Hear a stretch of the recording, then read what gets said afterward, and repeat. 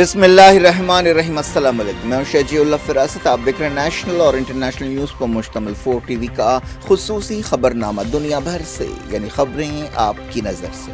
سب سے پہلے head lines. سعودی سفیر ایران پہنچے، تہران میں سفارت خانہ شروع، کہا تعلقات کو مضبوط بنائیں گے، خوشحالی کے لیے کام کریں گے۔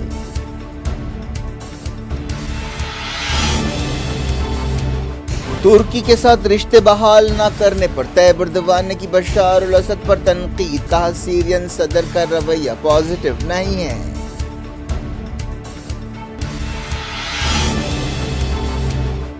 بلنکن کیف پہنچے، زیلنسکی سے ملاقات، یوکرین کی مزید فوجی مدد کا اعلان، رشیا نے کہا امریکہ جنگ کا نقشہ نہیں بدل سکتا۔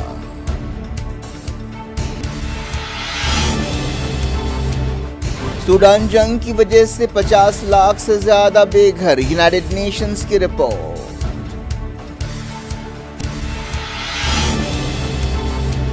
جارڈن ویلی میں جھڑپ، فلسطینی نوجوان جاں بحق، اسرائیلی سپاہی زخمی، حماس نے کہا مزاحمت جاری رہے گی۔ اربعین کے لیے 3 کروڑ عزادار کربلا میں جمع، شہدائے کربلا کے چہلم پر زبردست خراج عقیدت پیش کیا گیا۔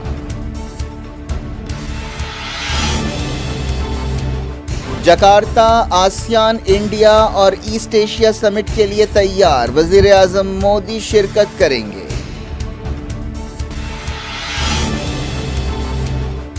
سناتن دھرم پر ریمارکس کا مناسب جواب دینا چاہیے، نریندر مودی کا بیان، بی جے پی ادے ندھی کے بیان کو بھنانے کی کوشش میں۔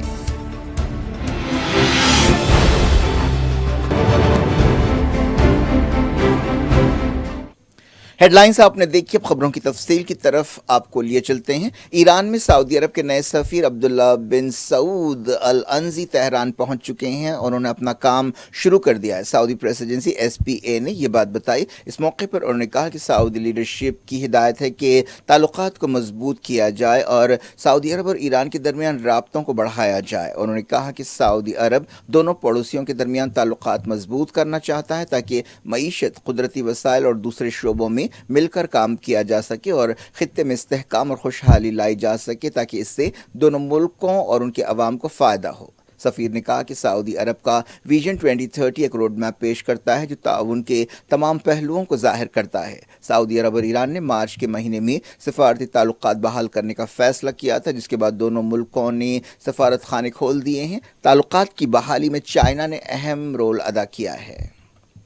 سعودی سفیر العنزی اس سے پہلے عمان میں سعودی عرب کے سفیر رہ چکے ہیں۔ اس سے پہلے سعودی عرب میں ایران کے سفیر نے بھی کام کرنا شروع کر دیا۔ علی رضا عنایتی نے منگل کو سعودی عرب روانہ ہونے سے پہلے صدر ابراہیم رئیسی اور وزیر خارجہ حسین عامر عبداللہیان سے ملاقات کی۔ ایران نے سرکاری طور پر جون میں ریاض میں اپنا سفارت خانہ کھولا، اس کے بعد جدہ میں بھی قونصلیٹ کھول دیا گیا۔ اب ایسی خبریں ہیں کہ ابراہیم رئیسی جلد سعودی عرب کے شاہ سلمان کی دعوت پر سعودی عرب کا دورہ کریں گے۔ تہران میں سعودی سفارت خانے اور مشہد میں قونصلیٹ بھی کھولا جا رہا ہے۔ پچھلے مہینے وزیر خارجہ ایران حسین عامر عبداللہیان نے سعودی عرب کا دورہ کیا تھا۔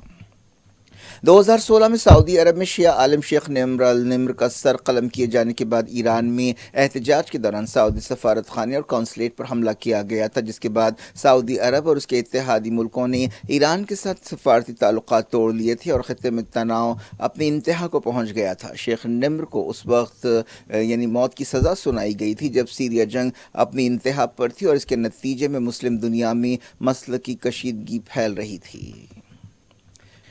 ترکی کے صدر طیب اردوان نے کہا کہ سیریا ترکی کے ساتھ تعلقات کو معمول پر لانے کے لیے پازیٹو اپروچ نہیں اپنا رہا ہے۔ سیریا کے صدر بشار الاسد نے کچھ دن پہلے یہ بات صاف کر دی تھی کہ جب تک ترکی کی فوجیں سیریا کی زمین سے باہر نہیں جاتی، انقرہ کے ساتھ تعلقات بحال نہیں ہو سکتے۔ رشیا کے سوچی شہر سے واپس آنے کے بعد میڈیا سے بات چیت کرتے ہوئے طیب اردوان نے کہا کہ اگر دہشت گردی سے لڑائی کے معاملے میں پیش رفت ہوتی ہے تو معمول کے تعلقات قائم ہو سکتے ہیں، ریفیوجیوں کی حفاظت کے ساتھ انہیں واپس بھیجا جا سکتا ہے اور سیاسی عمل شروع ہو سکتا ہے۔ سیریا جنگ کے دوران ترکی نے بڑا اہم کردار ادا کیا تھا اور دنیا سے کئی ملیٹنٹس ترکی کے راستے ہی سیریا میں داخل ہوتے تھے۔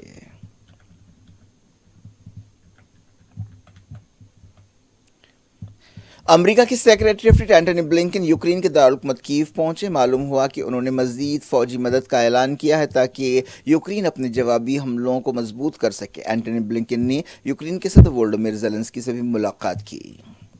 رشیا نے کہا ہے کہ امریکہ اپنی مالی مدد سے جنگ کا نقشہ نہیں پلٹ سکتا۔ وولودیمیر زیلنسکی نے نئے ڈیفنس منسٹر کو مقرر کیا ہے۔ رستم امروف اولیسی ریزنک کی جگہ لیں گے۔ ان پر کرپشن کے الزامات لگائے گئے تھے، جس کے بعد انہوں نے استعفیٰ دے دیا۔ رشیا کے صدر ولادیمیر پوٹن نے سعودی کراؤن پرنس محمد بن سلمان سے بات چیت کی۔ معلوم ہوا کہ انہوں نے فون پر اس بات چیت میں حالیہ سمجھوتوں اور آئل مارکیٹ کے استحکام کے بارے میں خیالات کا تبادلہ کیا۔ یونائیٹڈ نیشنز نے کہا کہ سوڈان جنگ کی وجہ سے 5 ملین سے زیادہ لوگ بے گھر ہوئے ہیں۔ سوڈان کی فوج اور ریپڈ سپورٹ فورسز کے درمیان اپریل میں یہ جنگ شروع ہوئی تھی۔ یونائیٹڈ نیشنز کی مائیگریشن ایجنسی نے بتایا کہ 4 ملین سے زیادہ لوگ ملک کے اندر ہی بے گھر ہوئے ہیں، جبکہ 1 ملین سے زیادہ لوگ پڑوسی ملکوں کو فرار ہوئے ہیں۔ 60 لاکھ سے زیادہ لوگ ایجپٹ یا چاڈ میں پناہ لیے ہوئے ہیں۔ جاری رکھتے ہیں انٹرنیشنل نیوز کے سلسلے کو۔ شہدائے کربلا کا چہلم اربعین منایا گیا اور اس کے لیے 3 کروڑ لوگ کربلا میں جمع ہوئے۔ چہارشنبے کو کربلا میں حضرت امام حسین اور ان کے 72 جانثاروں کی شہادت کا غم منایا گیا اور ان کی قربانی کو زبردست خراج عقیدت پیش کیا گیا۔ یہ تقریباً 3 کروڑ لوگ الگ الگ مقامات سے کربلا میں روضہ حضرت امام حسین پہنچے۔ سب سے اہم روٹ نجف اور کربلا کے درمیان تھی، جو 80 کلومیٹر لمبی ہے۔ اسے حالیہ برسوں کا سب سے بڑا اربعین کہا گیا ہے۔ ایران کے سپریم لیڈر سید علی خامنائی نے ایرانی نوجوانوں کو مشورہ دیا کہ وہ امام حسین کے نقش قدم پر چلیں۔ انہوں نے اربعین کے موقع پر ایک مجلس سے خطاب کرتے ہوئے کہا کہ اگر آپ مزاحمت کریں گے تو آپ بلندیوں کو چھوئیں گے۔ امریکہ میں 6 جنوری 2021 کو کیپٹل ہل پر حملے کے سلسلے میں ایک شخص اینریک ٹارکیو کو 22 سال جیل کی سزا سنائی گئی ہے۔ یہ واقعہ اس وقت پیش آیا تھا جب 2020 کے الیکشنز میں جو بائیڈن کامیاب ہوئے تھے اور ڈونلڈ ٹرمپ کے حامیوں نے نتیجہ ماننے سے انکار کر دیا تھا۔ 39 سالہ اینریک جسمانی طور پر وہاں موجود نہیں تھا، لیکن اس نے کٹر گروپوں کو جمع کرنے میں اہم رول ادا کیا تھا۔ جارڈن ویلی میں اسرائیلی فوج کے ساتھ جھڑپ میں ایک فلسطینی نوجوان جاں بحق ہو گیا۔ اس جھڑپ میں ایک اسرائیلی فوجی زخمی ہوا۔ فلسطین انفارمیشن سینٹر نے یہ بات بتائی۔ اسرائیلی فوج کے ترجمان نے یہ بات مانی کہ جارڈن ویلی میں ایک فلسطینی نوجوان نے اسرائیلی فوجی کو گولی مار کر زخمی کر دیا، جبکہ جوابی کارروائی میں فلسطینی جاں بحق ہو گیا۔ اس فلسطینی کی پہچان محمد یوسف اسماعیل زبیدات کی حیثیت سے کی گئی ہے، جس کی عمر 17 سال ہے۔ یہ بھی معلوم ہوا کہ جاں بحق فلسطینی کے والد اور بھائی کو گرفتار کر لیا گیا ہے۔ فلسطین کی ایک مزاحمتی تنظیم نے کہا کہ یہ آپریشن اسرائیلی جرم کے خلاف کیا گیا۔ الفجر بریگیڈ نے اس واقعے کی ذمہ داری قبول کرتے ہوئے یہ بات بتائی۔ تنظیم نے ایک بیان میں کہا کہ ہمارے دلوں میں غصے کا لاوا ابل رہا ہے اور وہ اس وقت تک ٹھنڈا نہیں ہوگا جب تک ہم اس کا رخ صہیونیوں پر نہیں موڑ دیں گے۔ فجر بریگیڈ ایک نئی تنظیم ہے جو اپریل میں شروع ہوئی تھی۔ یونائیٹڈ نیشنز کے عہدیدار نے فلسطینی عورتوں پر اسرائیلی حملے کی تحقیقات پر زور دیا ہے۔ 5 فلسطینی عورتوں پر الخلیل یا ہیبرون میں یہ حملہ کیا گیا تھا، جس کے دوران کتوں کا بھی استعمال کیا گیا تھا۔ ایک پریس کانفرنس سے خطاب کرتے ہوئے UN secretary general Antony Guterres کے ڈپٹی چیف فرحان ڈپٹی ترجمان فرحان حق نے بتایا کہ اس معاملے کی تحقیقات ہونی چاہیے۔ ہم اس طرح کی اجتماعی سزا یا کلیکٹیو پنشمنٹ کے خلاف ہیں۔ یہ واقعہ 10 جولائی کو پیش آیا تھا۔ UN چیف کے ترجمان سے اس بارے میں پوچھا گیا تھا۔ اس دوران حماس نے کہا کہ اسرائیل کے جرائم سنگین ہیں اور ان جرائم پر فلسطینی خاموش نہیں بیٹھیں گے۔ لوٹتے ہیں انڈیا۔ وزیر اعظم نریندر مودی نے سناتن دھرم کے بارے میں تنازع پر ری ایکشن دیتے ہوئے کہا ہے کہ تمل ناڈو کے وزیر ادے ندھی اسٹالن کے ریمارکس کا مناسب جواب دینے کی ضرورت ہے۔ ایک دن پہلے ادے ندھی اسٹالن نے نئی پارلیمنٹ کے افتتاح کے لیے صدر جمہوریہ دروپدی مرمو کو دعوت نہ دیے جانے کا مسئلہ اٹھایا تھا اور کہا تھا کہ یہ سناتن دھرم کے امتیازی سلوک کی ایک مثال ہے۔ چیف منسٹر تمل ناڈو کے اسٹالن کے بیٹے نے اپنے بیان پر معافی مانگنے سے انکار کر دیا اور کہا کہ وہ کسی بھی صورتحال کا سامنا کرنے کے لیے تیار ہیں۔ انہوں نے کہا تھا کہ سناتن دھرم ایک بیماری کی طرح ہے اور اسے مٹا دینا چاہیے۔ ان کے ریمارکس پر ایک زبردست تنازع پیدا ہو گیا ہے اور بی جے پی اس تنازع کو کیش کرنے کی بھرپور کوشش کرتی نظر آ رہی ہے۔ ادے ندھی نے کہا کہ وہ اپنے بیان پر کسی بھی قانونی کارروائی کا سامنا کرنے کے لیے تیار ہیں۔ وزیر اعظم نے اپنے وزیروں سے اس دوران کہا کہ وہ ادے ندھی کے بیان کا منہ توڑ جواب دیں۔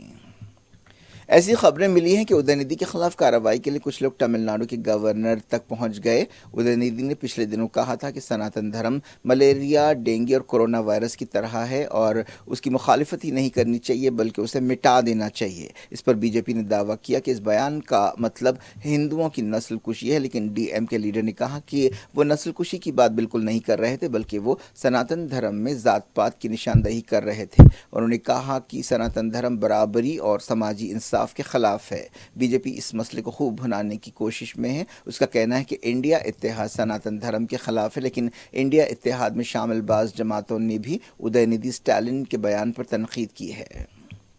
اس دوران ادے ندھی اسٹالن اور پریانک کھرگے کے خلاف مذہبی جذبات کو ٹھیس پہنچانے کے لیے کیسز درج کیے گئے ہیں۔ پریانک کھرگے جو صدر کانگریس ملکارجن کھرگے کے بیٹے ہیں نے ادے ندھی کے بیان کی تائید کی تھی۔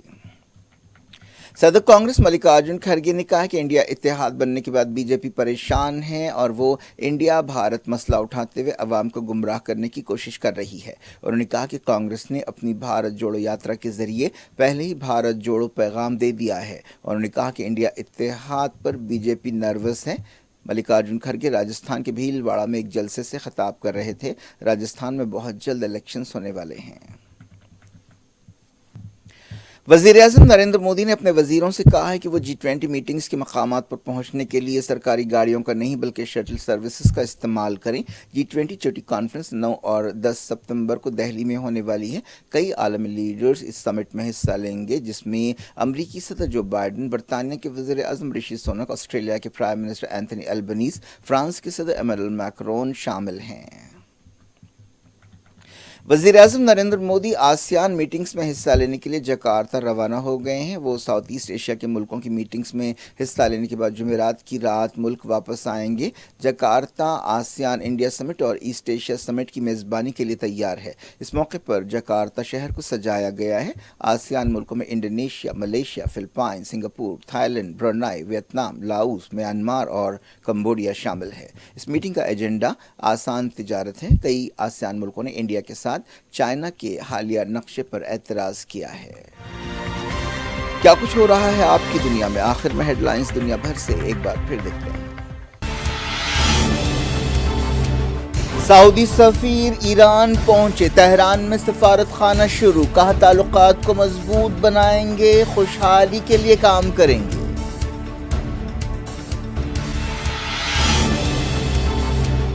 ترکی کے ساتھ رشتے بحال نہ کرنے پر طیب اردوان نے کی بشار الاسد پر تنقید، کہا سیرین صدر کا رویہ پازیٹیو نہیں ہے۔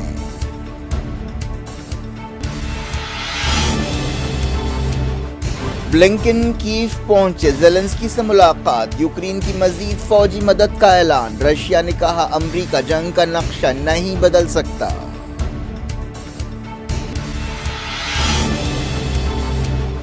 سوڈان جنگ کی وجہ سے 50 لاکھ سے زیادہ بے گھر، یونائیٹڈ نیشنز کی رپورٹ۔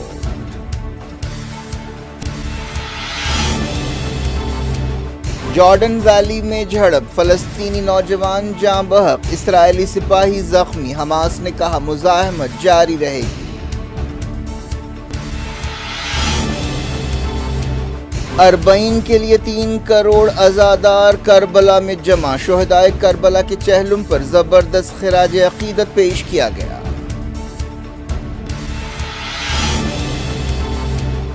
جکارتہ آسیان انڈیا اور ایسٹ ایشیا سمٹ کے لیے تیار، وزیر اعظم مودی شرکت کریں گے۔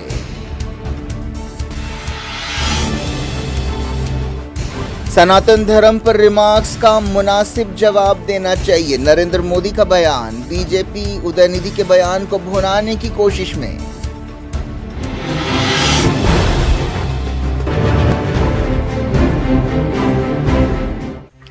یہ تھی آج کی خبریں، شجیل افراز کو دیں اجازت اور اپنا بے حد خیال رکھیں۔ اللہ حافظ۔